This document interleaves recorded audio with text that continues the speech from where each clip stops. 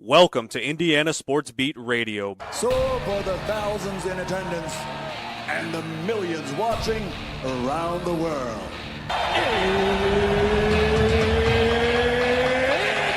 Time! 3 on the way. Oh! It went in! It went in! And Indiana wins the ball game! Know your role and shut your mouth, you jabroni! Float game for the win! Ayler's gone. Goodbye. Touchdown, Indy. Woo! IU America. They got a football team now. It's pretty simple. I win. Google me. You know that I'm the cream of the crop. Now, here's Jim Coyle.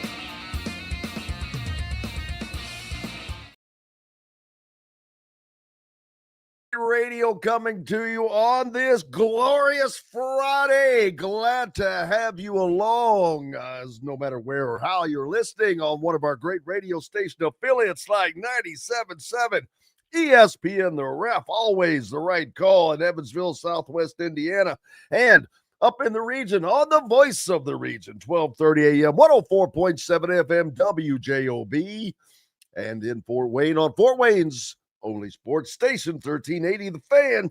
Keep it locked where you got it throughout your day's travels for the best in sports and news content. And if you're following us on social media, you know what to do. We're glad to have you no matter what. An action-packed filled day as we're all stocked up here. Go sell crazy someplace else. Todd and Leary will join us. Zach Osterman, Tom Kakert, Alec Lasley not feeling well today. He's not, but we've got special guest J.D. Campbell coming in as well. He's going to join us. Big game this weekend, of course, for the Indiana Hoosiers as they will travel to Iowa City to take on the Iowa Hawkeyes and the Big Ten's all-time leading winner, Coach Kirk Ferentz. And a huge soccer game tonight. Match, I should say. Huge soccer match in Bloomington. Another Big Ten blowout as the UCLA Bruins, the all-time winningest program in men's soccer with 1,029 wins, comes into Bloomington to take on the winningest program by percentage, the Indiana Hoosiers, with a winning percentage of 77%. IU has won 6 of the last 7 versus the Bruins. So that bodes well. Indiana, having been ranked at number 1 at one point this season, still up there. That I would love to go to that match. I'm hoping to, but I've also got to go to Iowa. So we'll see how that works out. Another great game in the NFL last night. Gee whiz. How in the Hades did Seattle come back to win that game? Wow. But again, have you noticed across sports, it's getting tighter. It's getting more even. This was a thing in college basketball and football the last couple of years, but it seems to be trending in the NFL. Tons of games this year have already been excruciatingly close if you're a fan, but spectacularly close if you're just a casual viewer. So we've got college football tonight. The Reds win, but so do the Mets. So no one picks up ground there. I don't know what Arizona did. I'll have to look and check that out in a bit. Can Indiana keep Curt Cignetti?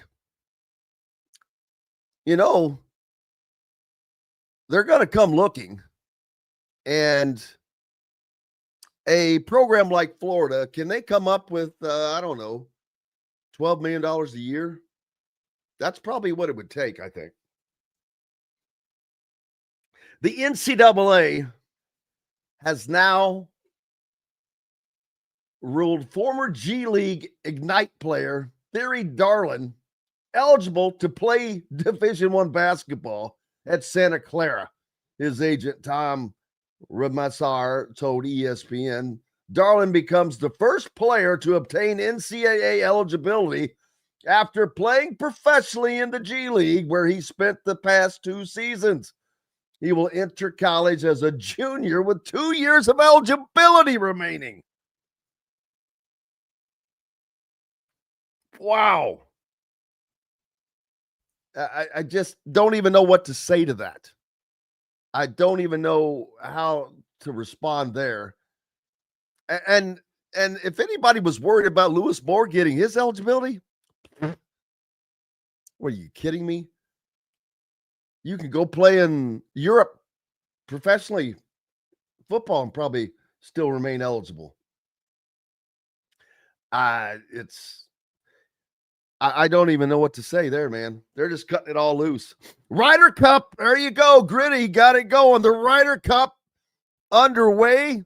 Began early this morning, continues throughout the day. And if you wonder why they're starting so early with so few players, they're playing 2 rounds today and tomorrow. 36 holes today, 36 holes tomorrow. Crazy. Looking forward to this weekend's slate of college football games. Of course, none more so than Indiana traveling to Iowa. I think that Indiana wins that game by 2 scores, at least. But I'm not going to, I don't want to base that on last week, but Indiana is a top 5 team to me. They are one of the most complete teams. I've said this many times. They're one of the most complete teams in college football on both sides of the ball. And they're only going to get better. You haven't seen everything yet. You think they're not holding something back for Oregon, whom takes on Penn State this weekend? That's going to tell us a lot. Or maybe it won't. We're expecting it to. Bama plays Georgia. Man. John Mateer, the early Heisman leader, because ESPN pumped him up like nobody I've ever seen, has hand surgery, out for probably 4 weeks.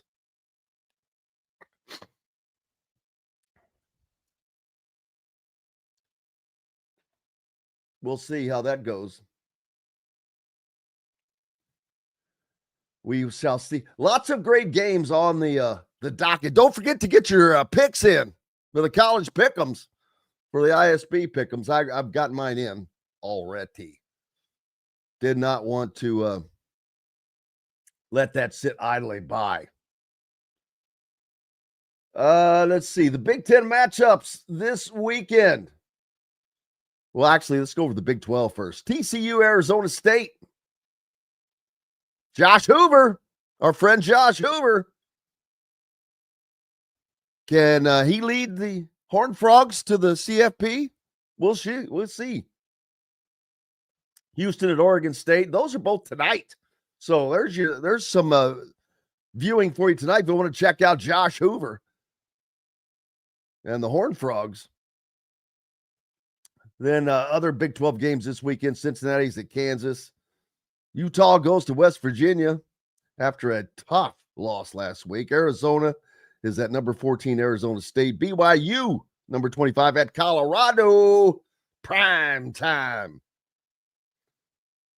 In the Big Ten, USC comes back across the country. This time they're heading to Champaign, Illinois, to take on the number 23. Do they have any fight in them, Illini? Rough for USC. It's a noon game. Why do they keep doing that to these poor West Coast teams? I don't understand that. Why not at least give them a 3:30 game, for gosh sakes? Rutgers at Minnesota. Rutgers is a decent team, man, but boy, tough loss at home to Iowa last week. Now they have to travel to Minnesota. Number 1, Ohio State goes to Washington. This will be an interesting game to keep your eye on, people. Ohio State and Washington, this is a tough place to play. It's loud out there in the Puget Sound. Washington's got a sneaky good offense. UCLA is at Northwestern, a battle of the Knots.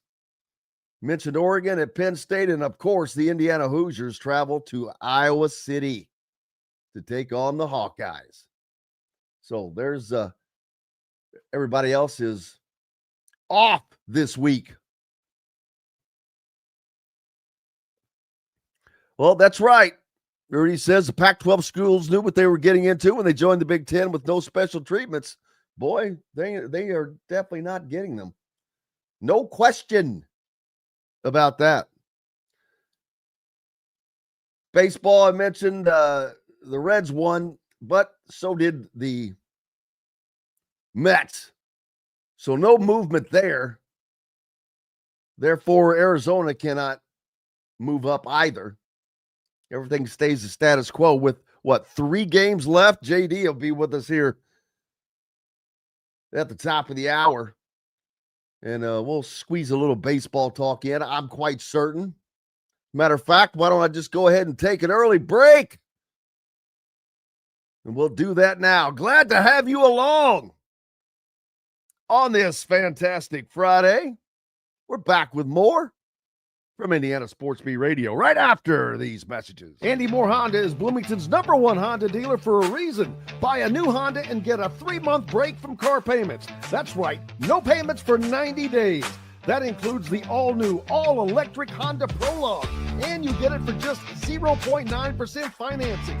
Or the 2024 Honda Ridgeline Black Edition or the Honda Accord LX, both for just 1.9% financing. Get more to your door from AndyMooreHonda.com, Bloomington's #1 Honda dealer and your best place for new and used vehicles. If you're looking for a new home in the Indianapolis area, you need Cheryl Sizemore from Brick and Ivy Realty. Cheryl Sizemore has over 2 decades of experience, and that could be the difference in getting the home you want in today's tough housing market. Reach out to Cheryl at CherylSizemore@gmail.com or 317-701-0838. That's 317-701-0838. Let Cheryl Sizemore sell or find your new home today.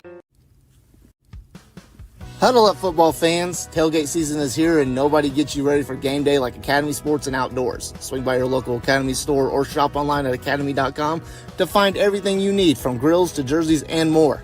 Be a watch party legend with gear from top brands like Nike and Under Armour, all at unbeatable prices every day. With 8 Academy stores across Indiana, including our Bloomington location, fun can't lose, and neither can you. Gear up today at Academy Sports and Outdoors. Zach Browning here to tell you about an offer you simply can't pass up. If you're looking for the best coverage of Indiana football and basketball, which includes recruiting, weekly chats, podcasts, as well as access to the best national team out there, then look no further than thehoosier.com. The best part, it's just $1 for the first week. Oh, and did I mention that you get a full year of access to The Athletic when you sign up?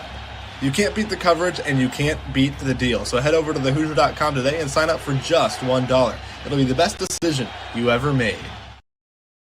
Welcome back, Indiana Sports Beat Radio, coming to you on this Friday. Glad to have you along. Man, a big weekend coming, and I'm looking forward to it. I'm not going to look forward to the travel, but it is what it is. Before we get to that, Indiana gets a commitment from 4-star Chase Branham, which Indiana basketball, I should say, jump-starting its 2027 recruiting class with a commitment. Todd Leary. Oh, let me get him in there. There you go. From myjumpshot.com, joining us. How are you, sir? He will be with us here momentarily, and his mic is muted at the moment. There we go. Hey, now. Here we go. Hey, Sorry, now. gotta go video free here for a little bit. That's okay. I tell everybody, I'm sure everybody wish I would go video free every day. Me too. Every day. Hey, Indiana gets a commitment from the 2027 class, and a good one by a 4-star out of Chase Branham, point guard. That's kind of unusual in this day and time, getting a kid that far out yet. But you got to love that someone is already they're that defined in what they want to do, where they want to go. Yeah, it is. And I'm a little surprised it doesn't happen more often. It used to happen more often. But, I don't blame kids for, going through and looking at all the possibilities and opportunities and visiting all the places. But you sure love a kid as a fan base. You sure love a kid that comes on a visit and just absolutely falls in love with it, because we all have fallen in love with Bloomington and all the atmosphere and the campus and all of that, and to get a kid that shows up and commits is just something a little different, something a little more special. He'll always be a little bit more ingrained in the fan base than guys who maybe transfer in or visit 12 schools and put a hashtag not committed. I can't stand it when guys do that, put their picture of themselves on social media and with a big Indiana jersey on, flexing and all that, and the hashtag not committed like that. For some reason, that rubs me wrong. I get it. I don't like that they do it. It doesn't matter if it's Indiana or any school. I'm like, you should not put on the colors until you are a part of the program. That should be something that's special that only certain people get to do. But nobody cares what I think. Well, Jim, and even if you don't, I don't mind them trying the jerseys on and all that. Okay, get it, but that's fine. But just don't put the not committed like that.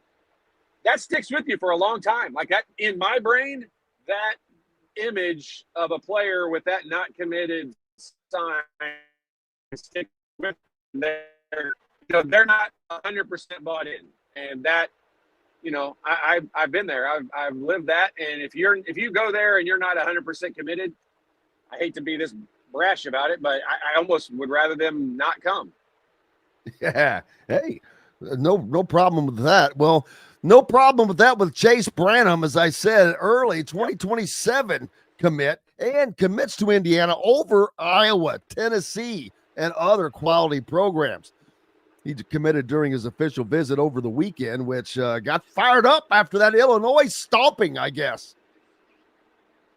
Yeah, what a fun time for him to be there and witness and see all that, and just seeing the video of him and Coach DeVries and all that. Like, that's what I'll say amateur, even though it's kind of not really been amateur for a long time. But that's what college athletics is kind of about, and we miss that. So it kind of stands out now. It used to be, that would be the case a lot. Teams, coaches would throw a party when a guy committed to come there.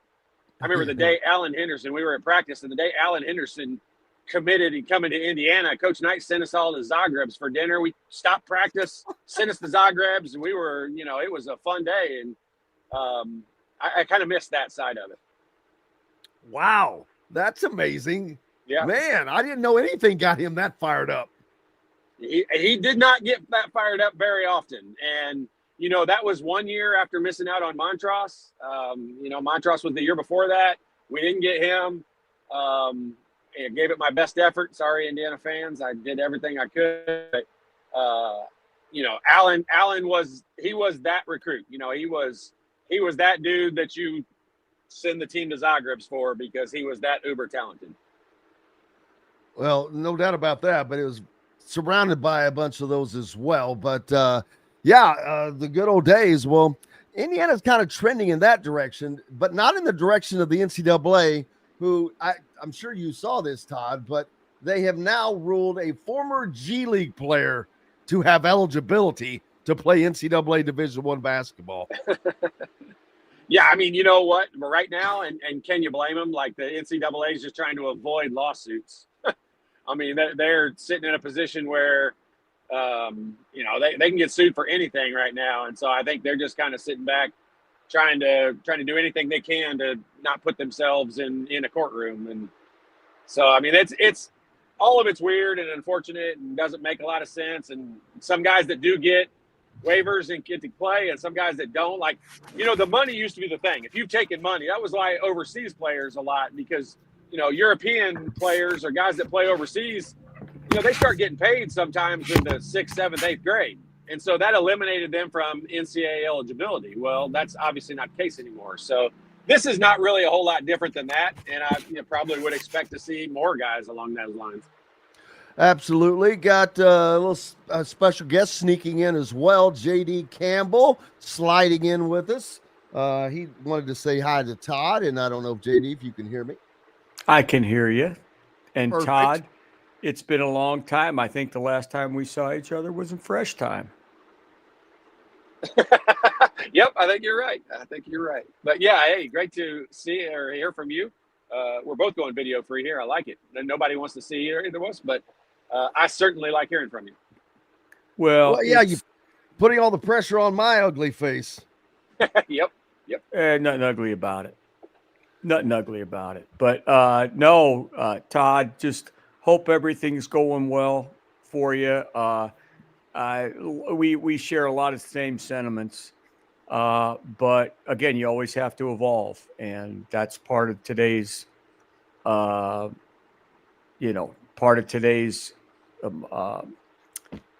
mindset, and you just got to kind of go with the flow and keep things to yourself. Yep.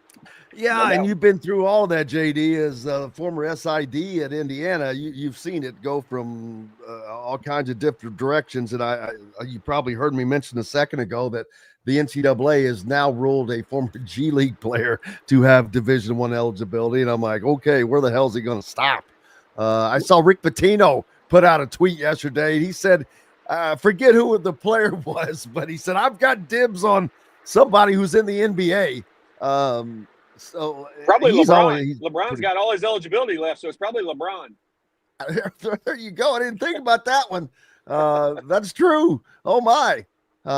So that's funny. But yeah. Well, big weekend coming up this weekend, guys, in college football, but for Indiana, especially after now they've jumped up to the top 11 after just throttling the number 9 Illinois team that came into Bloomington last week, and now they travel to Iowa City, which is a tough place to play, a great place to play, one of the great football and college football environments in the country, because Iowa, those farmers love their football, baby, and they pack it and back them all day long. It's a great place to be. Plus, you have the kids in the Children's Hospital next door getting to do the wave at the end of the third quarter, the greatest bar none sports tradition in all of sports. So just a lot going on this weekend. Well, Todd may remember this place, but I remember my favorite part of going to Iowa was the steak, Iowa Power and Light. That surprises you, doesn't it, Todd? No, it does not, actually. Like that. It's memorable. And the fun part, Jim, it's really awesome that you had JD on here, because a lot of people don't understand what the sports information directors go through and do, and how many different roles and hats they put on. And back in, it's a little different now with social media, but back in my day, like Todd was dumping people like me on the That's exactly right. That's what I was going to say. Like JD and the SID is the guy that protected us from, saying stupid stuff and getting those interviews that, guys are trying to dig dirt out of you. And those, so JD traveling on all of those trips and going and doing that stuff, going to Iowa City. I always remember every time you go there, it's freezing cold, but a bit. Certain things stand out about trips, and the meals in Iowa were definitely one. The ice cream that you get inside the stadium. I mean, it doesn't make any sense to me, but one of the coldest places on the planet, and they serve ice cream in the arena, and it's the best ice cream you've ever had for some reason. I don't know why, but those are just the small things that you remember about that and those trips and different venues that you go to. My favorite Iowa basketball story with that was my first year, and that was when Kelvin said we're going to fly the day of the game. and I think it was January 3rd, 2007. And, we stayed in that same hotel all the time there. You remember which one? Okay. And we landed, we took off in the morning, landed, and, the bus always pulls up, and some guy came running out. You cannot be here. No, you cannot be there. And I said, excuse me, sir, this is Indiana basketball. I said, who are you with? And he goes, well, Mr. Obama is speaking in the hotel. And I had no idea who Barack Obama was at the time. I said, that's okay. We're not going anywhere.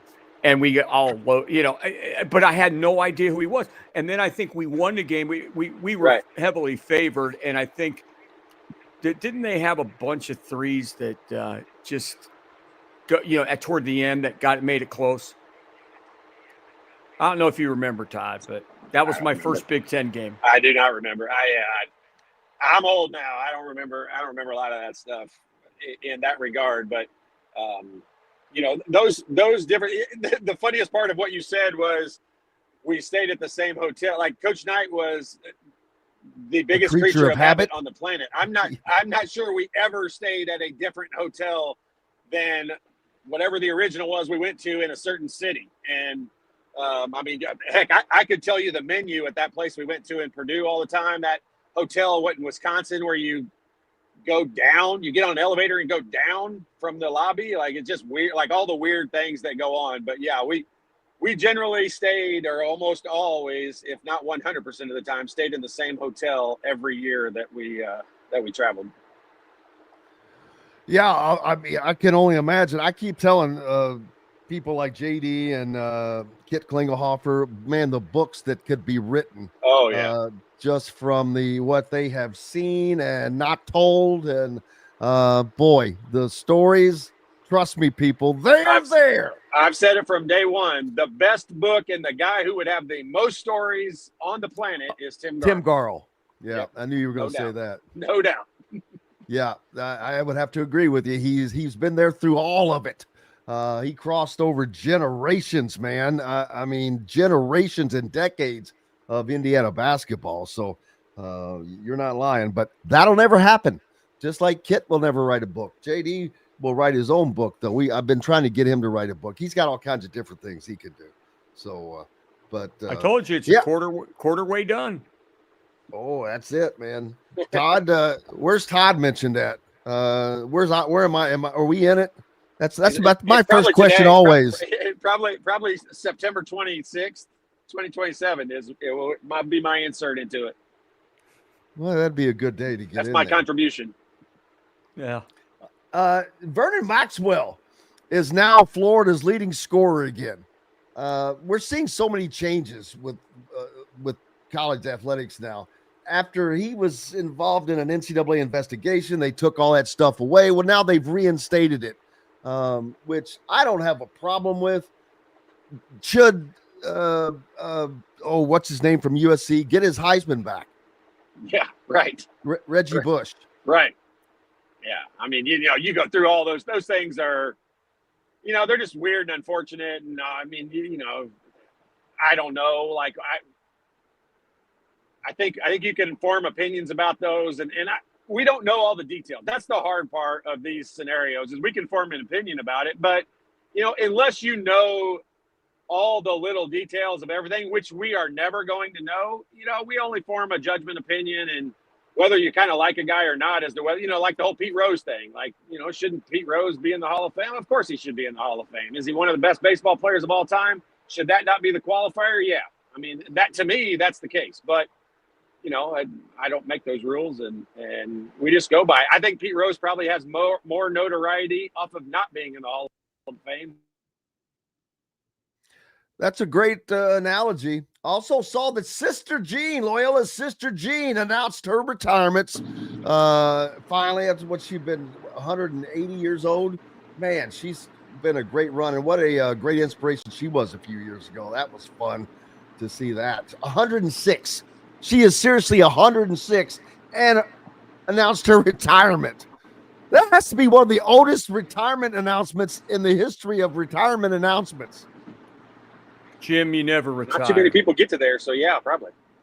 Jim, you never retire. You just change and do different things. You know. Absolutely.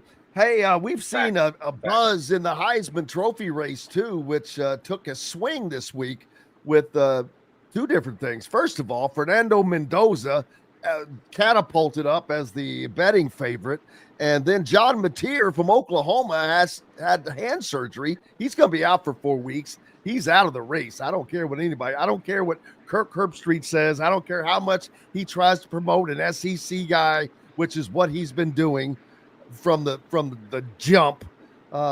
It's not going to make John Mateer the Heisman Trophy winner. That doesn't make Fernando that. We'll have the season play out. But, man, Indiana in position to get a Heisman Trophy winner, something they have never had, JD. Well, you know, they've had some great players, and Anthony Thompson obviously is the one that is around my era, and guys like that, Antoine Randall. But you know, again, you have to. This is what I've always said. Each week, teams go through misery if they lose, and ecstasy when they win. They're national champions. They're dog meat the next. And Todd certainly can attest to that. He knows, you know, being an Indiana player, you've seen everything, the best of both worlds.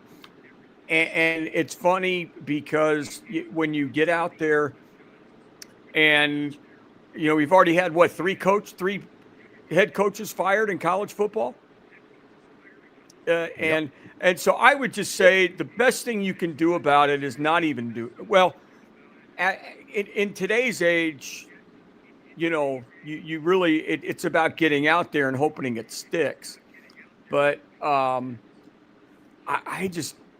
wouldn't even pay attention or worry about it. It's week 4 or 3 or 5 or whatever, however many games you played. And it's just too soon to even think about guys on the Heisman because an injury can hit, boom, and that's it. Ask John Mateer.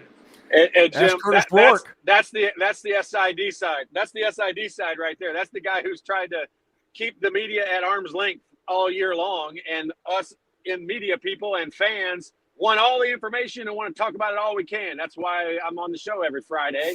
And JD, I completely agree with you. I don't follow the rankings too much. That's why the rankings are kind of embarrassing after the first couple of weeks, because you go look at how some teams were ranked to start and then what they end up being, and some teams weren't ranked and they're great players as well in the same category. And so the Heisman race is kind of in that same boat, but it'll change. You know, if we go back and look at it, you know, we do this every year when the NCAA tournament comes out and they announce the field and teams are left out and we throw a fit. I mean, we're mad about certain fan bases are pissed their team didn't get in and all that.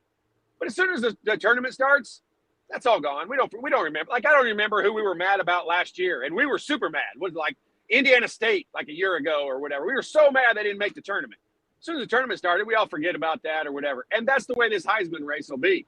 You know, like I'm sure people from Oklahoma are pissed that he's kind of eliminated from it right now. But if he comes back and has some great games and gets to the college national championship game or whatever, he's right back in the race. So I know, Jim, you're kind of writing him off right now, and I do agree with you. I think your statement is very potentially accurate, but he could play himself back into it, even sitting out for 4 weeks. You get to the national championship game, now they've got, 13, 14, 15 games if you get all the way to the finals.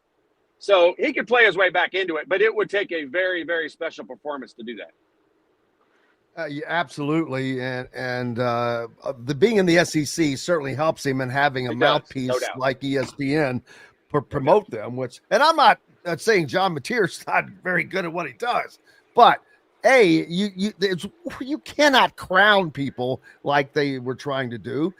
Just like you can't crown Fernando Mendoza. Now, if he does this at Iowa and he does that at Oregon, yeah, well, that's a different story there. Then Right. we're going to get No into doubt. serious. It will become his to lose.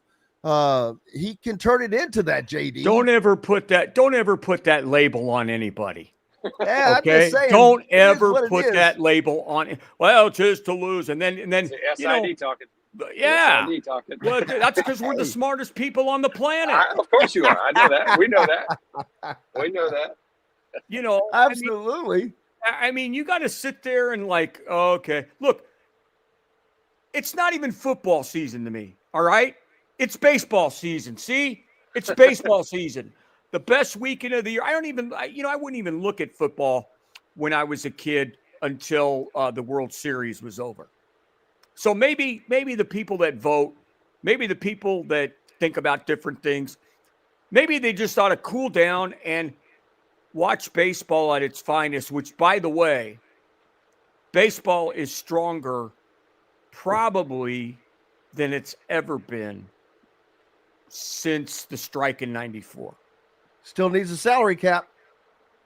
No, there's not going to be a salary cap. I know, but they need one. No, they don't need anything. They just need to make. The Dodgers have won the American League West 12 out of the last 13 years. Well, like I said, that's for another day. But baseball is at its peak. It's global. It's got the best athletes it's ever had in the game. You got a catcher hitting 60 home runs. That's it. Oh, that's amazing. I'm done. I'm done talking about baseball in this segment. Let's talk about the Ryder Cup. Bring up the Ryder Cup. Oh yeah, JD doesn't care about golf. That's why I was late joining the show here, because I got caught up watching Scotty Scheffler trying to make a putt on the fourth hole. Did he make it? He did not. Oh, he did not. Well, let's take a. They're off to a bad start. The United States is not off to a good start, but this foursomes is not their strong suit. So they'll make a Team comeback. play's not their strong suit. Hey, we'll take a quick break.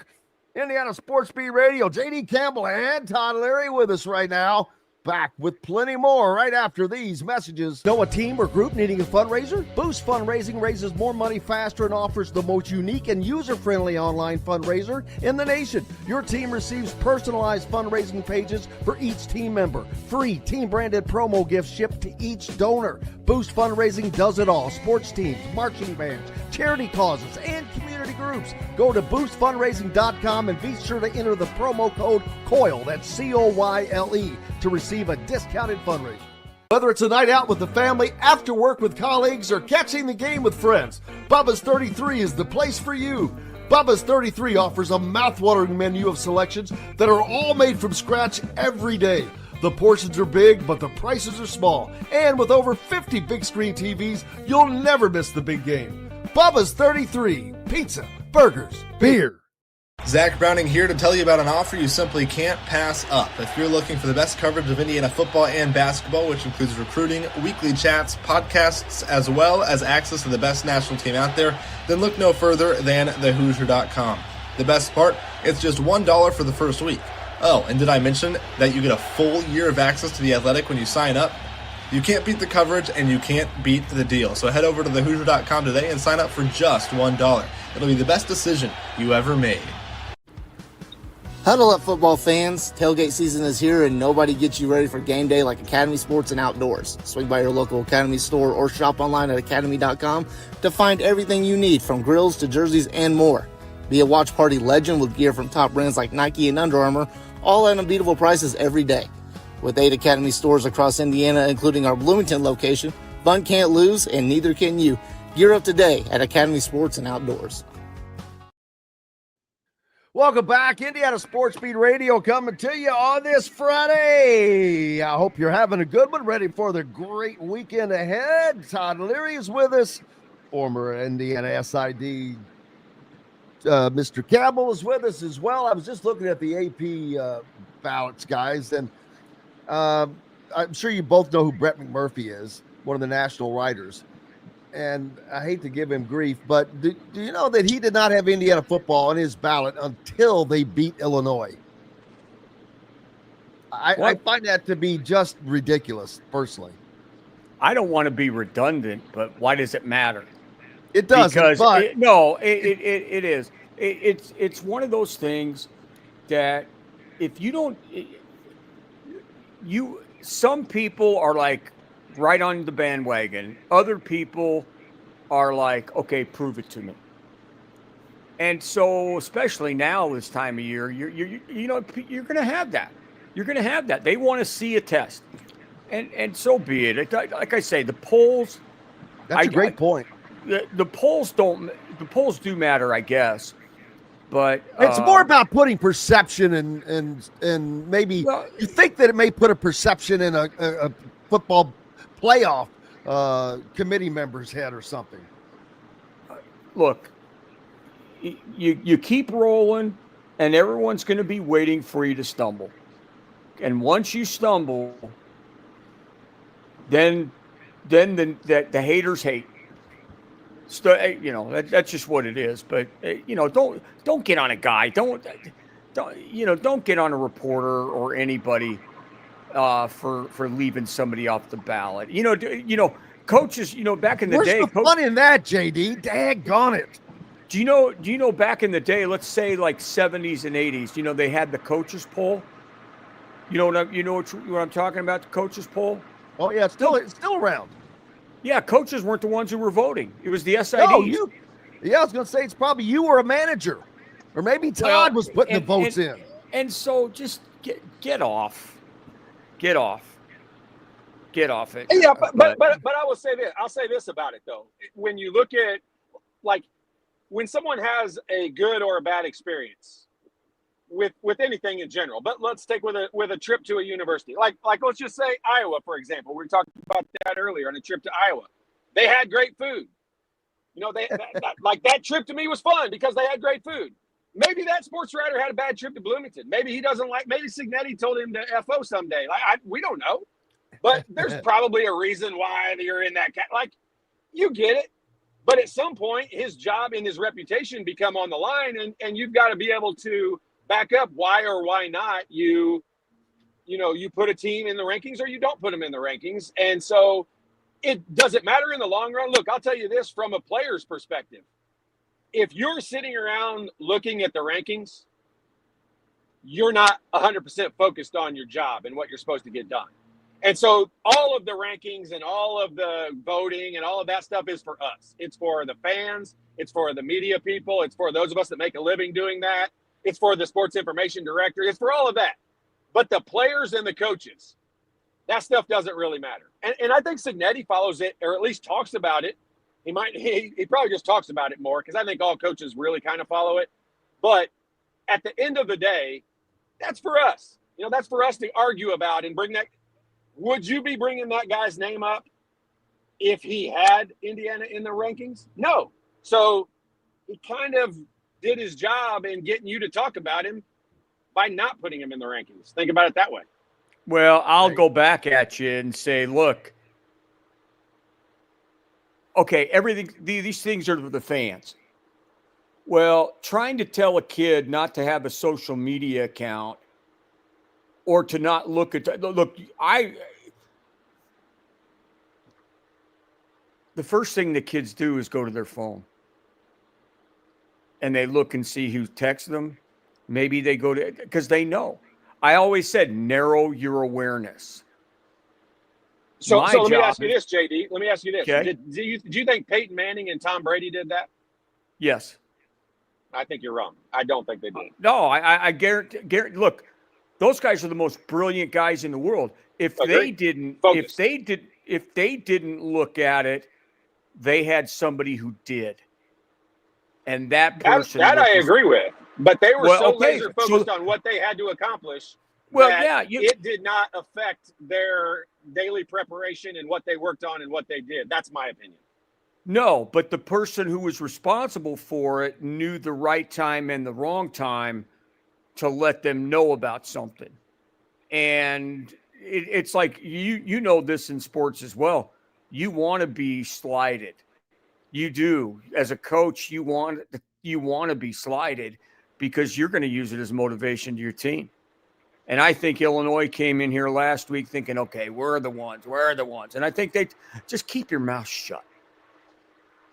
Do nothing, say nothing, and just go out and prepare and play. But too many, again, with the kids, they know everything. And coaches now know everything. There's somebody on their staff that's monitoring everything, especially in recruiting. And you just got to, again, I tell kids, hey, you shouldn't be on social media. And yeah, good luck. Not going to happen.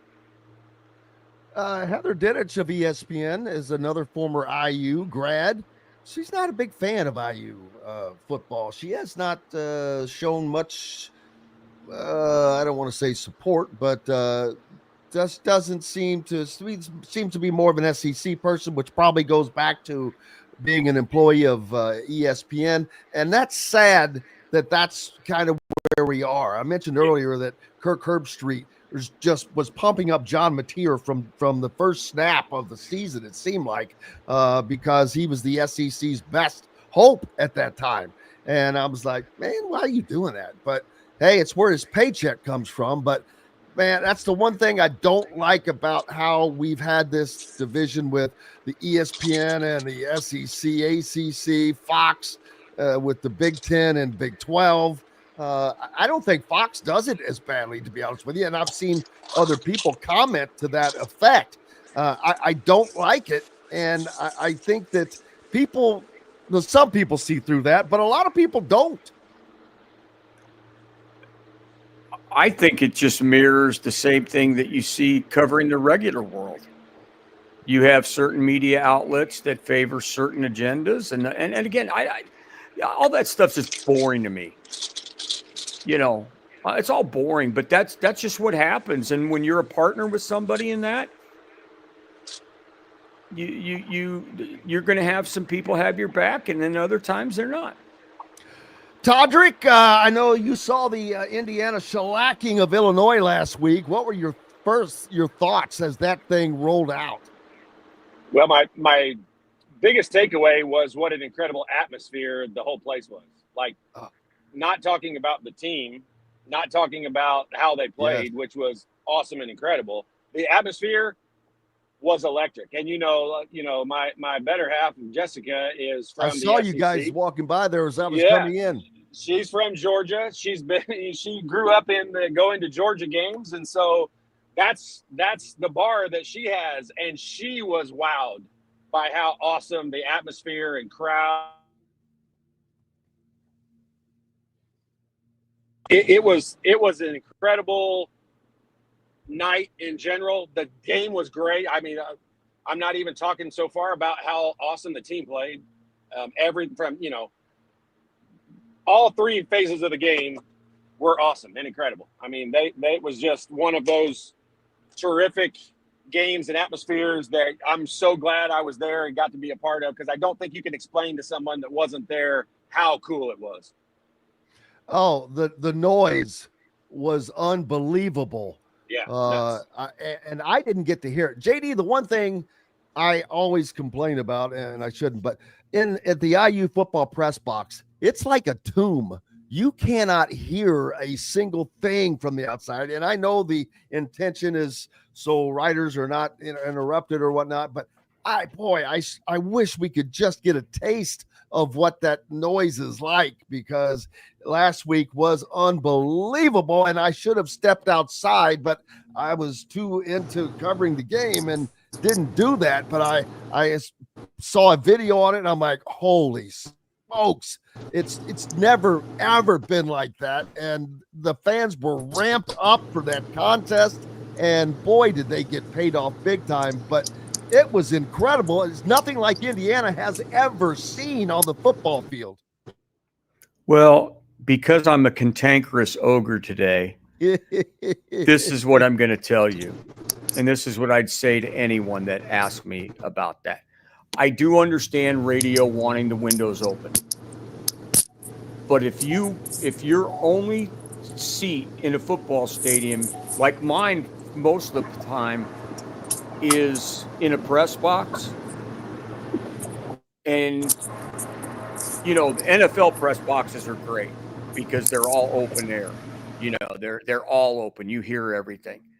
And obviously in bad weather places, you can't have the air open. I'd rather be in a press box and not hear a thing than be out in the stands.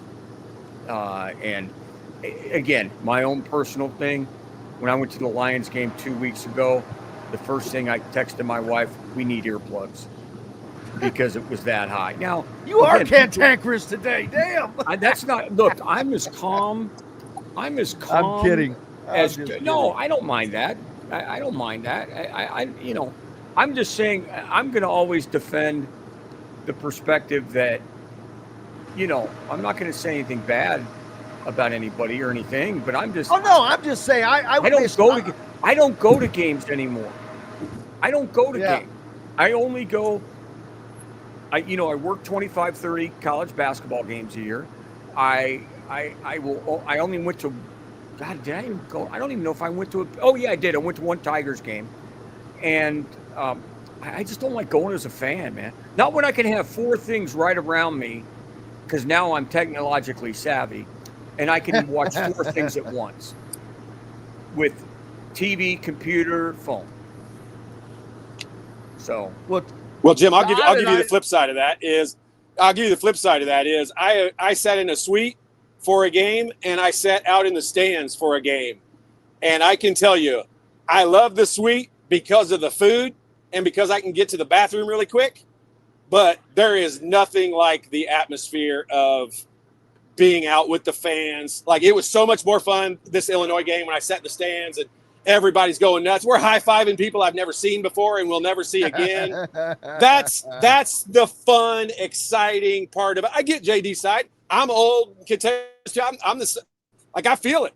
There's a lot of days I don't want to go or do anything, but the atmosphere at the football games right now is exciting and fun, and it is worth the effort of getting to and going and doing it. Yeah, and I'm absolutely. I got to take a quick break here, JD, so I can keep us on track. But Todd, thank you, sir, as always. You bet.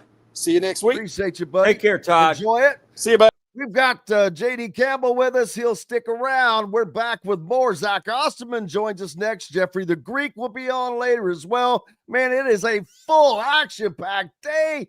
Back with more Indiana Sports Beat Radio right after these messages. If you're looking for a new home in the Indianapolis area, you need Cheryl Sizemore from Brick and Ivy Realty. Cheryl Sizemore has over 2 decades of experience, and that could be the difference in getting the home you want in today's tough housing market. Reach out to Cheryl at CherylSizemore@gmail.com or 317-701-0838. That's 317-701-0838. Let Cheryl Sizemore sell or find your new home today.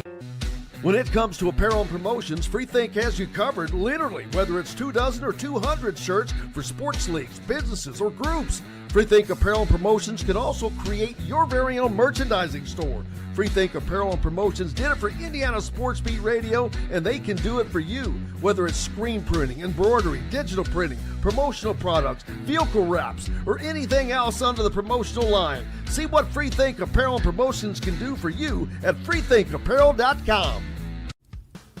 Huddle up, football fans. Tailgate season is here, and nobody gets you ready for game day like Academy Sports and Outdoors. Swing by your local Academy store or shop online at academy.com to find everything you need, from grills to jerseys and more. Be a watch party legend with gear from top brands like Nike and Under Armour, all at unbeatable prices every day. With 8 Academy stores across Indiana, including our Bloomington location, fun can't lose, and neither can you. Gear up today at Academy Sports and Outdoors. Whether it's a night out with the family, after work with colleagues, or catching the game with friends, Bubba's 33 is the place for you. Bubba's 33 offers a mouthwatering menu of selections that are all made from scratch every day. The portions are big, but the prices are small. And with over 50 big screen TVs, you'll never miss the big game. Bubba's 33, pizza, burgers, beer. Welcome back, Indiana Sports Beat Radio, on this fantastic Friday, and we've got it loaded. J.D. Campbell with us, former SID for Indiana, and Zach Osterman from the Indy Star, the IU Insider for the Star. Zach, how are you doing, sir? I bet this is a little surprise for you. No, JD's never a surprise. JD never sneaks up on me. Oh, man, a busy week for Indiana University. A huge soccer match tonight. I talked about it earlier. UCLA coming in, which will pit the two winningest programs in NCAA men's soccer history, one by wins, UCLA, and the other by winning percentage. Indiana at 77%. Indiana has won 6 out of those last 7 matches, though. So I know you're a big soccer fan, and will you head out to that game, or you got to take off for Iowa? No, we gotta head to Iowa City. We got a long drive ahead of us. I mean, you're right. It is a big game. UCLA didn't pick up their first win until I think like 2 weeks ago. They had kind of a rocky start to the season, but I think they've won their first 2 Big Ten matches, if I'm not mistaken. And obviously Indiana has lost 2 of its first 3 in conference after a really, really good non-conference, which has, I think, been a little bit jarring for IU soccer fans. So it is going to be a big one. And, it's a reminder of a time. I mean, when you think about, like, I mean, I don't want to get too, big picture here, but when you think about sort of who built soccer in this country, because, professional leagues were so sort of fly by night for a long time that, the old NASL was probably the one that stuck the most, but the Cosmos and Vancouver and some of the players that came over like Pele and Beckenbauer. But, it really what gave soccer an anchor in this country was college soccer. And Indiana's obviously one of those programs. Virginia's one of those programs. But, man, when you look at UCLA soccer, like, you're basically talking about American soccer in the 80s and 90s. Like, I'm looking at their alumni list right now. Jonathan Bornstein, Carlos Bocanegra, Benny Fellhaber, Brad Friedel, Frankie Hayduke, Kobe Jones, who was, really, really good when I was a kid, Leo Stoltz, of course, Sigi Smid. I can't remember if he played there or coached there or both. Nick Raimondo, like Eddie Lewis. I mean, UCLA soccer was college soccer, and therefore was in many ways American soccer in the late 80s and early 90s, because we did not have, professional pathways for a lot of these players. They had to sort of make their bones at the college level. And, UCLA, I know it's not necessarily been, I think they haven't won a national title since 2002. I'm looking at it now. They've only been to the national championship game 3 times in this century, which obviously is a lot more modest. The last time they won the Pac-12 conference tournament was 2023. Before that was 2012. So it's not quite what it used to be, but I mean, it is still, you are talking about, 2 of the top brands in the sport. You're also talking about 2 programs that, frankly, in a lot of ways helped build the sport at a time when there were not the professional pathways and structures that there are now in the United States. Yeah, I want to shout out a happy birthday to Mr. Don Fisher. Thanks, Gritty, for that. Happy birthday, young man. He looks younger and younger every time I see him on Methuselah. I'm telling you, he's unbelievable. Still plays golf out of season now. He don't get to do it in season much, but he has to be having a great time right now, JD, with this football program. Yeah. After what he, I wouldn't say he went through, but after what it was like leading up to that, and now last week getting to call that game, I can only imagine how much fun he was really having with that crowd, because there's no way, and we talked about the windows being open or not, their windows are open. There's no way that doesn't feed into you and what you're doing, because it's natural. It's human nature. Well, for me, the greatest thing about Indiana's, rising in football is I just knew over the years, I met so many people that were diehards and had loved Indiana football. And even when they were struggling, would come out and support it, buy season tickets. And so for this is why the joy in my heart about it is really, where it is, because I want them to experience the things that they're experiencing right now to make up for maybe the heartbreak that they had for years and years and years. Well, it certainly turned around under Curt Cignetti, and that begs the question. And anytime I hear it, I say, well, that's not an issue, but it's going to start coming up again as Indiana's success continues. Can Indiana keep Curt Cignetti when teams like Florida are on the schneid and teams like that are more traditional powers? But my response right off is, why? That's not Curt Cignetti. I think he loves doing it at Indiana because nobody did it before. Everybody said it couldn't be done. It seemed like it couldn't be done, but yet he's doing it, and he's doing everything he needs to do at Indiana. The resources are going to continue to grow. Now, whether or not he can actually win a national title there, I think that he can. I think they might get damn close this year. Who knows? But I think that he likes the challenge of doing something that nobody else has done. Going to a Florida, they're supposed to win. You're supposed to be good. So that's part of why I think Indiana would kind of increase salary if that came about as well. But as far as just being drawn off by a program or that, Zach, I don't see that happening personally. I mean, listen, I would never say never. Right. I said this. Somebody brought this up to me earlier. That all it takes is one. I think there are some reasons why a coach like Cignetti, would not find certain jobs appealing. Like if you talk about Florida, for example, it's actually not as good of a job as I think people think it is in the SEC. There are some infrastructural concerns there. I think up until recently, there were probably some concerns about the AD's steadiness there. Scott Strickland, they have if we're talking Florida specifically, they have something really weird going on. Like they tried to hire a university president, I think from Michigan, and then the Board of Regents rejected him. So they still have an interim president. They have to pay him $2 million if he doesn't get the full-time job. It's all very weird. And I think if you're Curt Cignetti, you would look at what you have at Indiana and you would say, well, I know who my bosses are. I like my bosses. The infrastructure around me, the alignment, that's a word a lot of people like to use, is very stable. There is the money part of it, which is just it is going to be hard to pay Cignetti a lot more money than he's already making. For example, I'm looking at, and these numbers I think are from last year, but I'm looking at USA Today's salary database. Sark is making 10.6, or at least last year was. I think Ryan Day got improved terms after he won a national title, but last year he was making 10. Caleb DeBoer was making 10. Mike Norvell was making 10. Brian Kelly was basically making 10. Cignetti's already making 8. So if and I suspected Indiana would find the money to push that north if they needed to. In about 10 seconds. He's also 65 years old at the start of next season. I know he says he's got tons of energy for it. I think he said he wants to coach until he's 75. But, it's one thing if you're established in a place and they know your methodology and all of the sort of, constituent parts have been positioned around you. It's another thing to pick that up and move it somewhere new, even in the portal era. And there's also, listen, at the end of the day, there are only so many places that are going to have the money to pay someone the way that we're talking about paying a head football coach.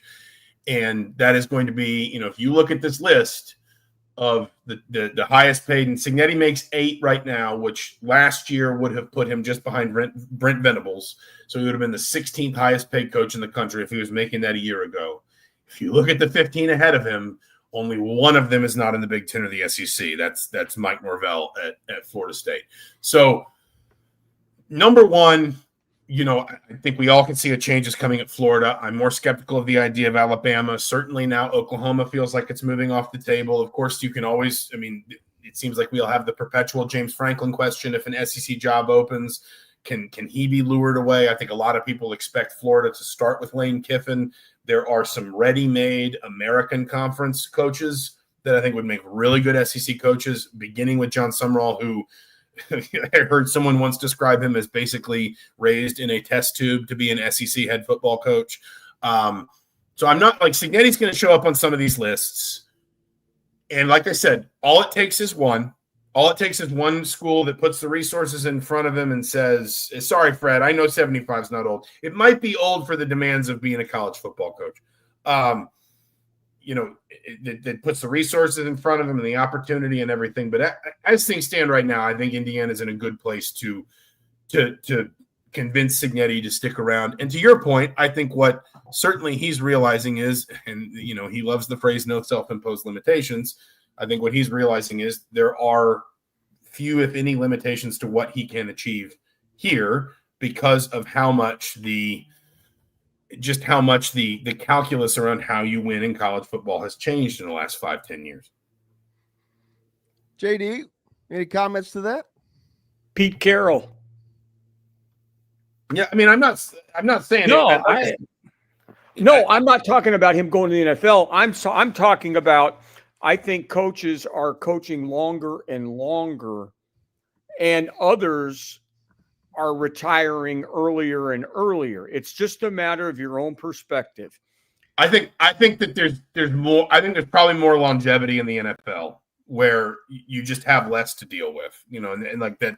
Like, yes, college is trying to resolve some of this and moving to a slightly more NFL model and all that, but there, it is. Any football coach would tell you the NFL lifestyle is preferable to the college lifestyle in terms of how much you have to work, the length of your days, the way you structure what you're trying to do. So, I think there is a difference between college and the NFL. But, JD's point is valid. We have seen plenty of coaches go into their 70s. And, again, Indiana is not going to be bothered by – like Indiana, especially because Curt Cignetti is already settled here, is not going to be bothered by the idea that, okay, he's 65, he's 66, he's 67. I think that would be more of a drawback in a new job where the question would be, well, what is like the 8-year plan? What is the 10-year? But again, all it takes is one program that says, we have all the resources you need. We have all the infrastructure you need. We'll give you all the assurances you need. And we don't care if it's only for 5 years, because in the portal era, 5 years is a lifetime. So that's why I say never, but I do think Indiana is in a position where certainly I would be surprised if the resources are a problem. Let's put it that way. I agree. And ironically, I made a comment last night noticing across the NFL landscape how young on average the coaches are now. They are all, and it's the same with other things. Hell, you look at NASCAR. Hell, there's some drivers in there that look like they don't have driver's licenses.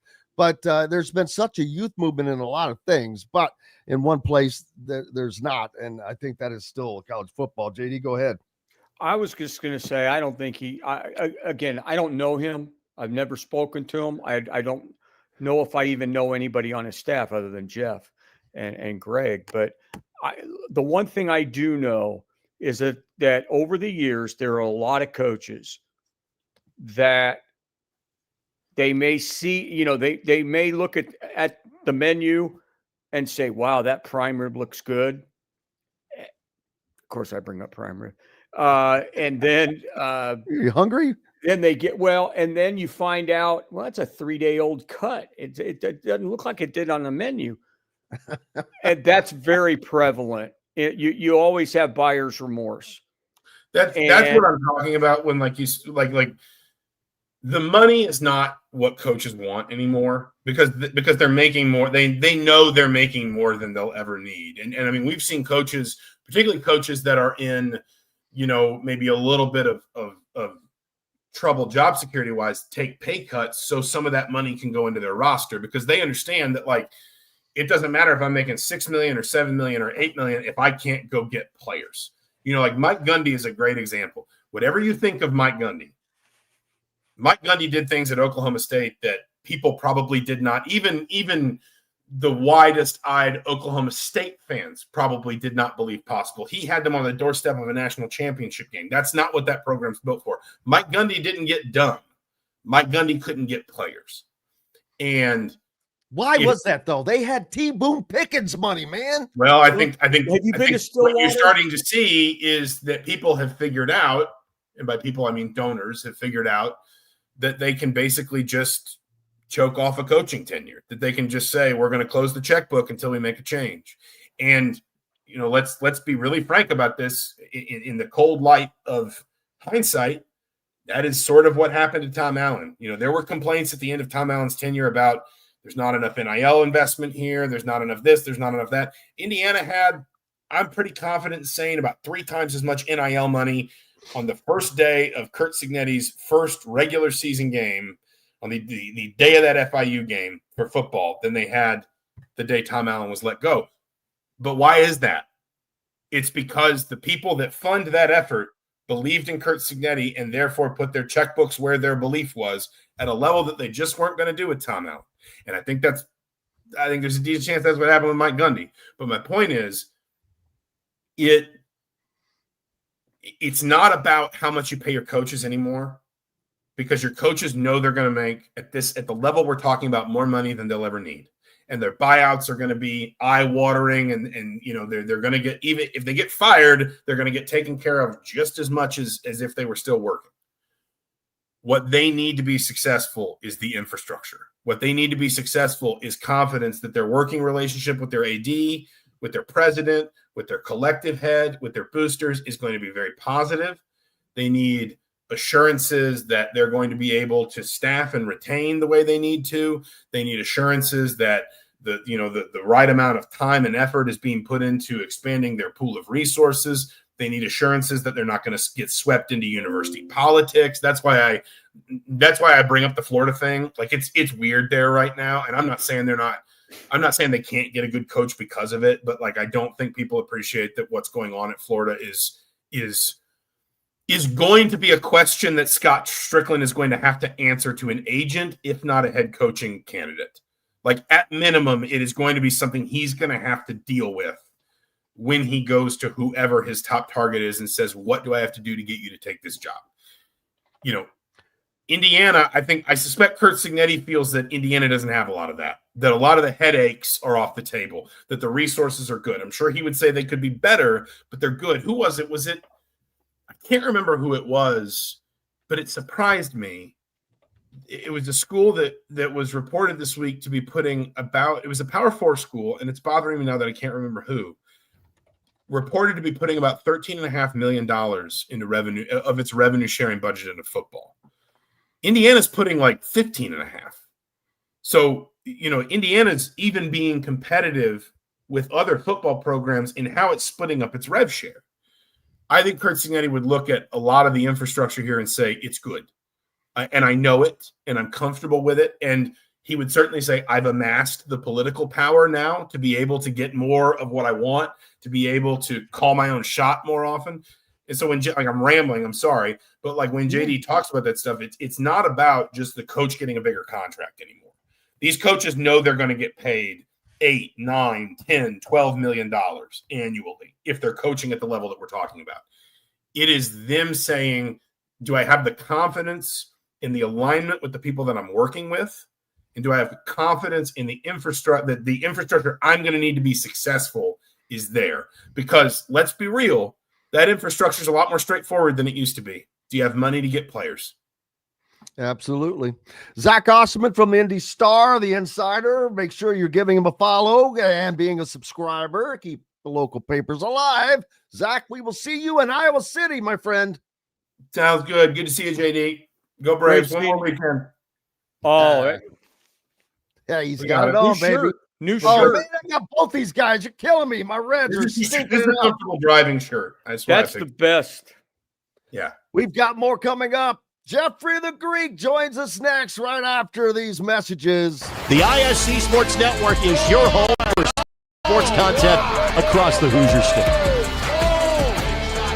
Find us live on TV and streaming or archived on our website and our app. The ISC is your one-stop shop for the content you want to see, including high school sports, college sports, and other great events throughout the year. Subscribe to our streaming service and get access to it all. ISC. Local lives here. Know a team or group needing a fundraiser? Boost Fundraising raises more money faster and offers the most unique and user-friendly online fundraiser in the nation. Your team receives personalized fundraising pages for each team member. Free team-branded promo gifts shipped to each donor. Boost Fundraising does it all. Sports teams, marching bands, charity causes, and community groups. Go to boostfundraising.com and be sure to enter the promo code COYLE, that's C-O-Y-L-E, to receive a discounted fundraiser. If you're looking for a new home in the Indianapolis area, you need Cheryl Sizemore from Brick and Ivy Realty. Cheryl Sizemore has over 2 decades of experience, and that could be the difference in getting the home you want in today's tough housing market. Reach out to Cheryl at CherylSizemoreSells@gmail.com or 317-701-0838. That's 317-701-0838. Let Cheryl Sizemore sell or find your new home today. When it comes to apparel and promotions, Freethink has you covered, literally, whether it's 24 or 200 shirts for sports leagues, businesses, or groups. Freethink Apparel and Promotions can also create your very own merchandising store. Freethink Apparel and Promotions did it for Indiana Sports Beat Radio, and they can do it for you. Whether it's screen printing, embroidery, digital printing, promotional products, vehicle wraps, or anything else under the promotional line. See what Freethink Apparel and Promotions can do for you at freethinkapparel.com. Welcome back to Indiana Sports Beat Radio on this Friday. Jeffrey the Greek is with us. Alec Lashley not feeling well today, and we wanted Jeffrey on anyway from Pave Drain and Eyes on Big Podcast. Don't forget about that. Make sure you're following them with that. And your partner, Big Curt? Big Curt, yep. We record 2 pods a week during the season. Preview every Big Ten game and then post view every game on Sunday. So, boy, do we got a slate of Big Ten games this weekend, Jim. Yep, and luckily it's going to be hot enough. You don't need any paved drain just yet, but now's the time to get it before you need it. It's better to have it and not need it than to need it and not have it. I love it. That should be your slogan, man. We got all kinds of slogans. That's we'll just add that one to the mix. But and by the way, if anybody's got hardcover issues, this could be if there's any civil contractors or civil engineers that are listening to the radio show. If you've got issues getting under your hardcover, that's a water quality and quantity thing that you have within any municipality. Pave Drain can help you out there too. Well, there you go. That is there you always go. Good to know. Yeah, great weekend of football ahead of us. First of all, let's revisit Indiana, Illinois. How surprised were you by that? I know Indiana winning probably did not surprise you. You have enough of a football mind that you were probably expected that, as most of us did. But I'm not going to say that any of us if anybody says they did, I think they're going to be lying. Nobody expected what the hell we saw. Indiana put up the most points in the history of the Big Ten Conference against a top 10 team. And it wasn't the offense as much as it was the defense that shocked me, Jeff. It was all over the place. I picked Indiana to win and cover. So as far as that, absolutely not. If somebody would have said, would have had a flux capacitor and a DeLorean and came back to me on Wednesday of last week and said, one of these teams blew the other team out. Who was it and by how much? I would have said Indiana by 3.5 touchdowns, would have been my guess. Not Indiana by 5 touchdowns, that was 7 touchdowns, whatever it was. That was absolutely insane. Certainly there was a snowball effect that I believe we saw, in that game when Illinois was losing guys in the secondary to injury and suspensions, one, left and right. You got a bunch of guys that are out there that have no idea what they're doing. If you show a weakness, Siggy is going to light you up and not stop until the clock goes to double zeros. So that's how it works in Siggy's world. Illinois gave him the opening and he took it. Yeah, it was mesmerizing. But more importantly, I wish you could have gotten a taste of Memorial Stadium. You're familiar with that at Kinnick Stadium. It's been like that for a long, long time, and it's much bigger. What does Kinnick hold? 65, 70, 80,000? Yep, right there. Right, just short of 70. Indiana set a new record at 55. That's squeezed. I don't know how they squeezed that many people in. Yeah. But the noise, it was staggering how loud there is no question that was the loudest that place had ever been in the history of that stadium since the 60s when it was built. Biggest home game in the history of IU football, if you want to be honest, because not only did they've had tons of top 10 teams in there, but this is the first time they were ever expected to win, and they did handily. Yeah. So now we move forward a week. Oh, go ahead. No, I was going to say a lot of Memorial Stadiums in the Big Ten. It's nice to see Indiana's Memorial Stadium is now, getting up there. And it's like I was saying a little bit earlier, it's a bowl, so you pack it full of people screaming, it's going to get loud. So it was a great thing to see. Well, Illinois, not only they play in a Memorial Stadium, and it used to be, I think, Assembly Hall. Which yes, that's correct. That was a little tidbit I learned last week that I had no idea that was the case. So yeah, that's pretty cool. And which is ridiculous. It's like, dude, that's like calling your stadium the Rose Bowl or something. There's one Assembly Hall. I mean, give me a break on that one. Right. But whatever. This week, man, we got a lot of great games. And the SEC has got a big time matchup with Alabama and Georgia. Alabama's got to get off the pot, man. I feel bad for my man Kalen DeBoer. He's a great coach, but I was thinking about this yesterday, and I heard someone else mention it prior to me. The difference in coaching Southern football players. There is a difference. Let me tell you, it's a different, but also it's old fashioned. The phrase that teams take on the personalities of their coach. That is exactly true. You think about the old time Indiana basketball teams. They were tough as nails. They had to be. Look who the damn coach was.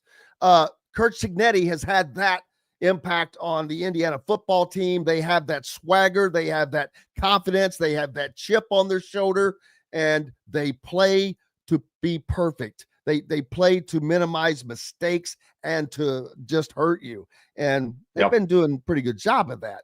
Kalen DeBoer, you think back to the Alabama teams under Nick Saban, same thing. You got this guy rushing the side. Boy, kind of like Cignetti, not happy. Was just never seemed like he was happy. Right. Pissed off all the time. Well, Kalen DeBoer is a much easier going guy.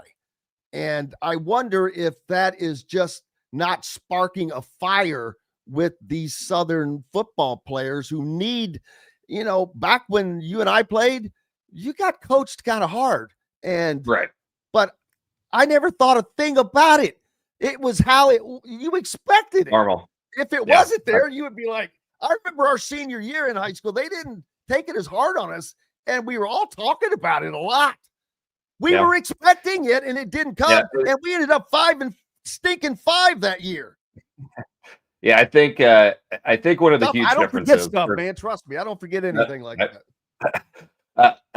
I think the huge difference with the SEC and the Big Ten is that there are more teams in the Big Ten that are developmental programs and coach a system, and they recruit the right players to fit into the system. In the SEC, what they have always done is just find the most talented players and let them run around. The issue is the paying of the players is now above the table, while the SEC had the lion's share advantage for 25 years of paying the players under the table, aka they got the most talented players with the highest stars. Now that star rating is dispersed out among every place, Big Ten, SEC, Indiana, where have you, now that you have that, they have to actually coach, they actually have to run a system in the SEC and develop players. They ain't good at it. And I'm telling you, that is what is going on right now. And as far as Kalen DeBoer, be the man. Don't be the man that follows the man. Be the man that follows the man that follows the man. Like, don't. And I mean, I had put a tweet out, right after he got the job. Amazing hire, Kalen DeBoer, but tough position that he's going in. And you wonder if the system that they are trying to run with their offensive coordinator that, has been with Kalen DeBoer pretty much the whole time, except for last year. Now he's back in the system. I still don't know if we have the right quarterback to run that system at Alabama, but we'll start to find out Saturday night. But come on, Jim, that's enough of SEC football. Let's talk Big Ten football here. Only thing else I have to say about SEC football is I'm sick and tired of ESPN just promoting the hell out of the SEC only. Fox does not do that. Kirk Herbstreit has been on the John Mateer bandwagons before the snap happened. And it was like, it became way too obvious. I'm like, easy your roll, bro. We're 3 games in and you're crowning him already. Yep. So ridiculous there. Yeah. Herbie promotes the SEC and his dog. It's about the only 2 things I ever see from him. You know what? Have you noticed that his dog has been persona non grata this year? It seems like I was thinking. I think the fans may have been looking heard. Yeah, no, and I've still seen a lot of posts with it. Let's talk Indiana, Iowa. Come on now. Let's get into this. Before we get to that, let's talk the Big Ten. If you look at the NCAA stats right now, this is not your grandfather's Big Ten. The top 4 and 5 of the top 6 throwing quarterbacks are from the Big Ten. Yep. Wow. What in the wide world of sports is going on here, Jeffrey? I'm old enough to remember when that was the marker that we used to determine who the best conference was, along with winning national championships. That's what I heard. If you won national championships and you had the best quarterbacks, that was the best football conference. I don't know, but it seems like to me that the Big Ten has won the last 2 national championships, and we have the best quarterbacks in the country this year. Hands down, bar none. I am picking overs like they're candy on Halloween night, man. Overs. And they're mostly hitting. The only one I didn't hit last weekend was Oregon State. I have no idea how that thing didn't go over. Oregon was moving the ball up and down the field the entire game, but it's been incredible. Now, certainly Big Ten defenses now are back on their heels more than what they have felt like. So you always get a little bit of a yin and yang with that, but there's no doubt. And I think maybe Indiana's got the best quarterback, not only in the Big Ten, but the entire country right now. So you guys are winners of the big quarterback sweepstakes as much as anybody. Well, and it's not just a quarterback. They've got All-American type wide receivers. They have a running backs room that has put up at over 300 yards rushing in 4 consecutive games, had lost one of their top running backs, had somebody else step in and rush for 100 yards in the last 2 consecutive weeks. So there, and an offensive line that gave up 1 sack. The quarterback has thrown 0 interceptions. They're not turning the ball over, and the defense is giving them a bunch of opportunities. So that has just been fun and remarkable to see. What are some overs you like this week? Absolutely love the over in Ohio State, Washington. I prefer the over in Rutgers, Minnesota. I right at the over in Indiana, Iowa. About the only under I really love is Northwestern, UCLA. So if you want to suffer through that game and take the under in that one, other than that, I see overs and overs and overs. Yeah, Northwestern, UCLA, the battle of the knots, as I call them in the Big Ten. But it's still a compelling game. You know, it's a touchdown spread that could go either way. I mean, every game. It will determine who's going to finish last in the Big Ten, probably. Yeah, right around there. I will say I personally believe every Big Ten game this weekend could go either way. Certainly there would be a couple upsets for that to happen, but there is potentially compelling football from start to finish on Saturday in the Big Ten. Does Indiana, Iowa fall into that category? Am I picking that to happen? No, I've got Indiana winning and covering in this game, as much as it pains my black and gold heart to say it. But can I ask you this, Jim? I mean, have we seen even nearly as good of teams, come into Kinnick and have a rough situation? I've said it all week. Yeah, I mean, it's tough place to play. Always has been, always will be. Doesn't mean something can't happen special, but you do not bank on that. Iowa always has a good, solid defense, although they gave up 300 yards to passing to Rutgers last week. And Fernando Mendoza has yet to even throw for 300 yards. He's done all he's done by not throwing. Well, mainly because he hasn't played a full game. He didn't throw a touchdown pass in game 1, period. and he's only played 3 quarters in the remaining games since then. Yeah. So 2 things can be true at once. Iowa's pass defense, unfortunately, not as good as it has been in the past 3 or 4 seasons. So I want to be clear. Iowa's pass defense not as good as I like. There is a certain corner that might wear were normally known for having a good secondary. They've been normally known for having good everything on defense, D-line, linebackers, and secondary. I mean, we had a first-team All-American 5 years in a row at linebacker. So, but 2 things can be true at once. The Iowa's secondary and especially pass defense, not as good as I would like it to see. We wonder if there's going to be a little bit of a shakeup at the cornerback spot. Part of why Iowa's defense looked better in the second half versus Rutgers is because of a personnel change, and Iowa also started getting pressure on Ethan Kaliakmanis. The other thing that is true, not that we have to go deep into Rutgers, but Jim, trust me, they have got some amazing wide receivers at Rutgers and a quarterback that's been in the system. Their defense, not great, but their offense, especially their throw game, is really good. They have 3 receivers personally. One of them for sure is going to get drafted. The other 2 will probably wind up on NFL rosters, at least for camp. Like, they have got studs. And when you have a quarterback that's been in the system like he has for a long time, you see results. But if Iowa comes out on Saturday afternoon with the same type of coverage versus Fernando Mendoza in the Waffle House, the Waffle House ain't just going to be open. KF is going to be open. Taco Bell, it's all going to be open if we let number 8 cover your stud receiver that long. What will be most difficult for Iowa to defend, the Indiana passing game or the running game? I would say passing game. Now, with that being said, personally, a tenet of the Iowa defense under Phil Parker is to not let the rushing attack kill you in any capacity. So you have got to control Hemby and stay in the running lanes, and take your chances with Fernando Mendoza. The other thing too is we haven't seen Fernando run it quite as much because there has been no need to put your quarterback in harm's way.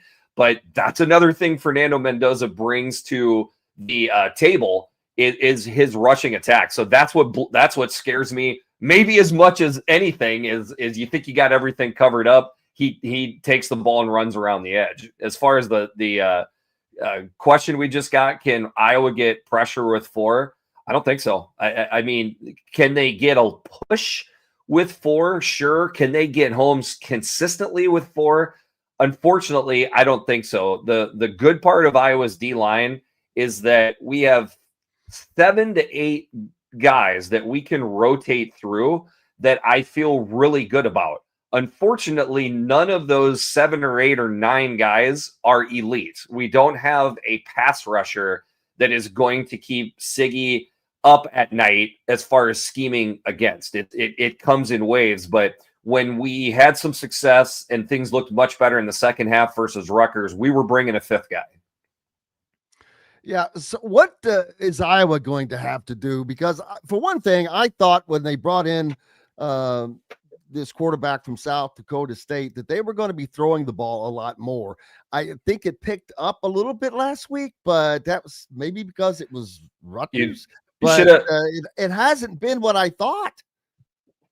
It's been more of what I thought. You should have listened to the Eyes on Big podcast. We put out team previews every year. And sorry. Yep. So what I've been trying to tell people is that I had said way back in at least August, if not July, Mark Gronowski is not being brought in to throw the ball 30 times a game. Like, that's not what his style is. That is not how he's going to be used in the offense. What we're looking at is 200 yards passing with 60 yards rushing. Okay. 250, 260 total yards a game, 2 or 3 touchdowns with maybe 2 of them being on the ground. Okay. So it is an efficient offense.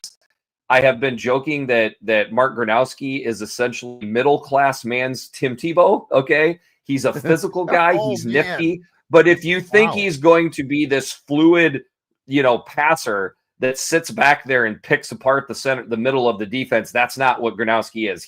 The goal is to bring an extra guy in the box to defend what he does with his legs. If it starts coming down, check, throw the ball over top of them a little bit. So we have started seeing that the last 2 games.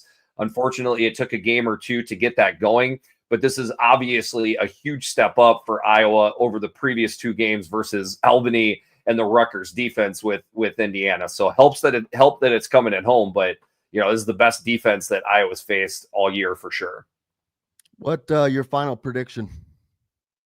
I've got Illinois. I've got Indiana 31, Iowa 23. So a little bit of a homer pick there, maybe, but I've got Indiana covering. If the spread goes up to 8.5, chalk on a couple points for Indiana. So I've got Indiana covering. I think there's a chance with Iowa's O-line. This is one of the better O-lines. Well, this is the best O-line Indiana has faced thus far. I think Siggy kind of alluded to that a little bit where he threw even extra shade at Brett Bielema and Illinois. This should be a little bit of a step up over the environment versus Illinois. I just don't know if I see enough cohesion there with Iowa to pull out the win. I hope maybe that we're going to have a good game Saturday afternoon in Kinnick Stadium, but we will find out soon enough. It'll be great regardless because we get to wave at the kids, and that is the greatest tradition in all of sports. Jeffrey the Awesome. Greek from Eyes on 10 podcast. Don't forget, Pave Drain, pavedrain.com. Absolutely. Appreciate you, sir. Thanks for having me. Always a pleasure. Hey, up next, Tom Kakert from Iowa on 3 Hawkeyes Report joins us as we'll get a view from the other side right after these messages from Indiana Sports Beat Radio. Andy Moore Honda is Bloomington's #1 Honda dealer for a reason. Buy a new Honda and get a 3-month break from car payments. That's right, no payments for 90 days. That includes the all-new, all-electric Honda Prologue, and you get it for just 0.9% financing. Or the 2024 Honda Ridgeline Black Edition or the Honda Accord LX, both for just 1.9% financing. Get more to your door from AndyMooreHonda.com, Bloomington's #1 Honda dealer and your best place for new and used vehicles. If you're looking for a new home in the Indianapolis area, you need Cheryl Sizemore from Brick and Ivy Realty. Cheryl Sizemore has over 2 decades of experience, and that could be the difference in getting the home you want in today's tough housing market. Reach out to Cheryl at CherylSizemore@gmail.com or 317-701-0838. That's 317-701-0838. Let Cheryl Sizemore sell or find your new home today. Huddle up, football fans. Tailgate season is here, and nobody gets you ready for game day like Academy Sports and Outdoors. Swing by your local Academy store or shop online at academy.com to find everything you need, from grills to jerseys and more. Be a watch party legend with gear from top brands like Nike and Under Armour, all at unbeatable prices every day. With 8 Academy stores across Indiana, including our Bloomington location, fun can't lose, and neither can you. Gear up today at Academy Sports and Outdoors. Zach Browning here to tell you about an offer you simply can't pass up. If you're looking for the best coverage of Indiana football and basketball, which includes recruiting, weekly chats, podcasts, as well as access to the best national team out there, then look no further than thehoosier.com. The best part, it's just $1 for the first week. Oh, and did I mention that you get a full year of access to The Athletic when you sign up? You can't beat the coverage, and you can't beat the deal. So head over to thehoosier.com today and sign up for just $1. It'll be the best decision you ever made. Welcome back, Indiana Sports Beat Radio, on this fantastic Friday before another epic weekend of college football. Tom Kakert from the Hawkeyes Report. Iowa's on 3 outlet joins us. Tom, how have you been, man? Good to see you. Hey, Jim. It's good to talk to you. Well, you don't have to go anywhere this weekend. Lucky you. The rest of us have to hit the road, man. But and why is it seems like Indiana always plays at Iowa, damn it? The last time they played was at Iowa in 2021.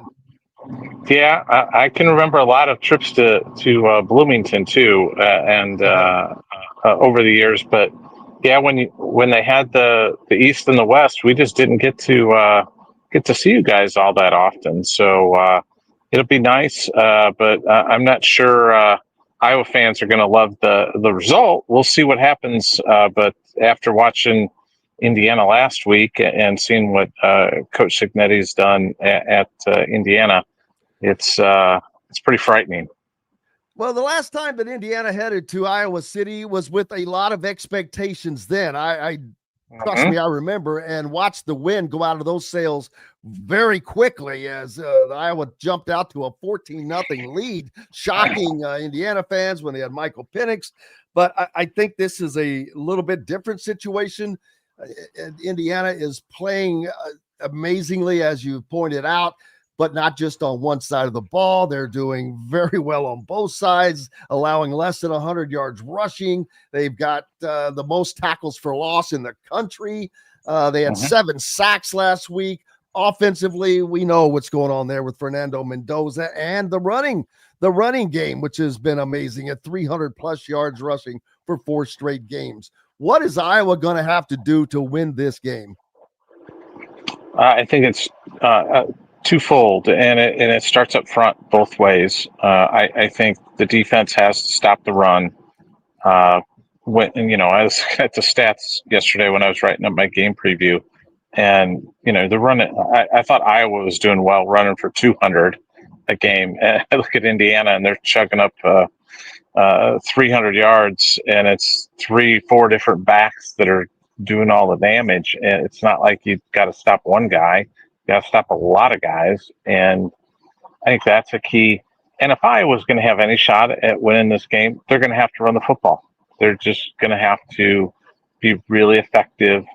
I've talked to some people around Iowa that, not anybody on the coaching staff, but people that know things, that know football, and they feel like there's a chance that Iowa can run the football in this game. If they can, and they can control that clock, the best way to slow down the Curt Cignetti offensive train is to have him standing on the sidelines, having Fernando Mendoza standing over on the sidelines. So they can control the clock, run the football. Gronowski does just what he needs to do and not make mistakes, chip off some 8-minute drives, get some points on the board. Then you've got a chance. But it's going to be, it's easier said than done, as it always is. Yeah, I agree with you because I personally don't think that a running team can beat Indiana because Indiana scores so damn fast. Their average scoring drives are probably about 3.5 minutes. And if you're taking up 5.5, 6 minutes to score, when you get the ball back, and if you don't score on that drive and Indiana scores again twice in 6 minutes, score twice in the same time, but you score once, and all of a sudden you have to play from behind. Running the ball is not how playing from behind fares very well, but Indiana has to take care of the ball. They haven't thrown an interception this year, knock on wood for them, but both of these teams have been pretty clean. But I thought Iowa's offense was going to be a little more dynamic this year, but it seems pretty like it's been in the past so far. And they've lost a couple of running backs. Indiana's lost Lee Beebe, one of their team leaders early on, but Iowa also, they're hurt in the running game. They've lost 2 of their key members. Yeah, I would disagree with you a little bit about Iowa's offense, just in the fact that Mark Gronowski can run the football. They have not had a quarterback. I mean, Brendan Sullivan could do a little bit of that last year, but Gronowski's just a totally different animal because he has a ruggedness to him where he can go lower his shoulder and get a couple more yards, where Sullivan was just kind of quick, and it was more designed. Gronowski's kind of pulling things, out of thin air and making plays. So I just slightly disagree on that, but yeah, they're missing Xavier Williams, who has was their leading rusher up until last week, and that's the leading rusher. Actually, there's 2 leading rushers right now. Xavier Williams, who missed last week, he's got a shoulder injury. Jazz Patterson, who was off to a really good start and leading the team currently in rushing, he is out with an ankle, so they're down 2 backs, but Kamari Moulton was their starter coming into the year. I really like Nathan McNeil, who I think will probably be their second choice. And then they've also got Terrell Washington, who can be kind of a scat back type of running back who can catch some passes out of the backfield. And then on the defensive side for Iowa, if they can slow Indiana's running game down, then you have to worry about the passing game, which has been pretty prolific with Fernando Mendoza and his All-American type receivers, which are 3 deep in that regard. And then they've got the tight end who's coming on. That is going to be a very, very troublesome spot for the Hawkeyes, I would imagine.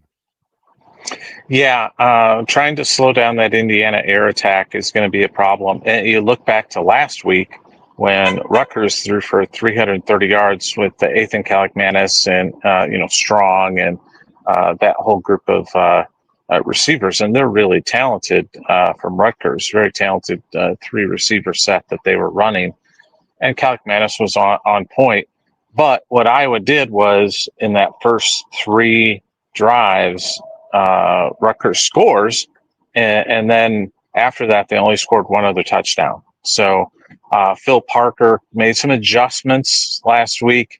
The problem is I don't think he can wait until halftime to make adjustments this week. If he does that and Indiana's cooking and they wait until halftime to really kind of make some significant adjustments, it could be 35 zip or something like that, or 35 to whatever Iowa can put on the board. Because Indiana, as you said, scores so quickly, and they just, they can go through like a hot knife through butter. Well, knowing Curt Cignetti, and I say word knowing, cautiously, just because he may not like it. No, but he likes to make statements, and it's not personal.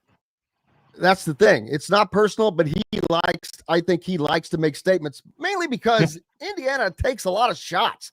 They're still taking shots about their damn schedule last year. It doesn't matter what they do. And I'm like, whatever, he's like the same. He's like, well, we'll just prove it on the field. And they have so far, and they'll be tested. This is a test. Going to Iowa, tough place to play, man. Kinnick Stadium is just tough. It's old-fashioned Big Ten football. Old-fashioned Big Ten football fans. And then they go to Oregon the week after that.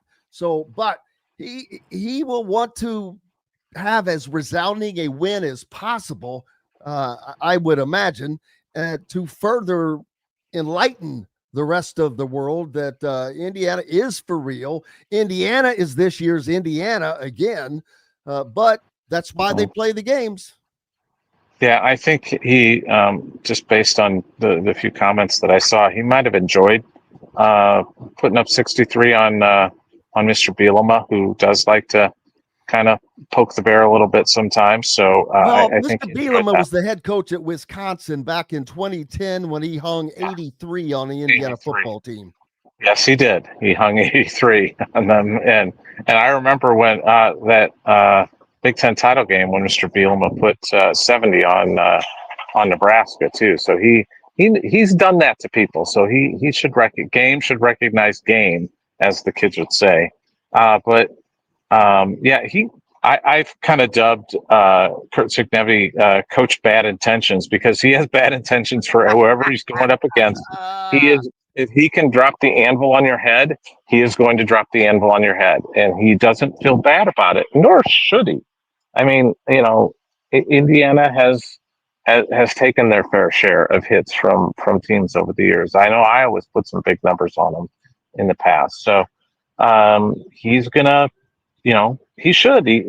That's part of college football today, especially when you're in Indiana, is style points.